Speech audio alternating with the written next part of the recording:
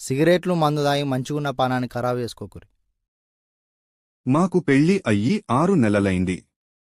మా ఆవిడకి గర్భం రావాలని ఎంతో ఆరాటం చెంచుతుంది. అదే సమయంలో ఆమెకు సెక్స్ కోరికలు విపరీతంగా ఉంటాయి. సెక్స్లో ఎంతో ఇంట్రెస్ట్ చూపుతుంది. తానే యాక్టివ్ పార్టు తీసుకుంటుంది. మొదట్లో నేను సెక్స్లో యాక్టివ్గా పాల్గొన్నప్పటికీ ఆ తర్వాత ఆమె యాక్టివ్ పార్టు తీసుకుంటుంది. తానే నాపైకి వచ్చి సెక్స్ చేస్తుంది. ఆ పొజిషన్లోనే నా వీర్యం పడిపోతుంది. ఆమె ఆరాటానికి తగ్గట్టు గర్భం రావడం లేదు. పైగా ఆమె యోనిలో పడ్డ వీర్యం అంతా బయటకు వచ్చేస్తుందని నా అనుమానం. అందుకని తనని క్రిందే ఉండమని అంటుంటాను. అయినా మూడొచ్చి తానే పైకి వస్తుంది. ఇలా అయితే గర్భం ఎలా వస్తుంది? ఏ పొజిషన్లో పాల్గొన్నప్పటికీ గర్భం వస్తుంది.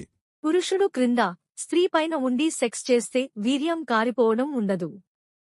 మీ విషయంలో కారిపోయేది వీర్యం కాదు. సెక్స్లో ఆమె ఎంతో ఉద్రేకం చెందబట్టి యోనిలో ద్రవాలు ఎక్కువగా ఊరుతున్నాయి. ఆ ద్రవాలే కారుతున్నాయి. అంతేగాని యోనిలో పడ్డ వీర్యం బయటకు రావడం కాదు.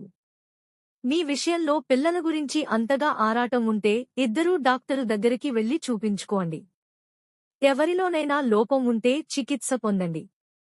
త్వరలోనే ఆమె గర్భవతి అవుతుంది.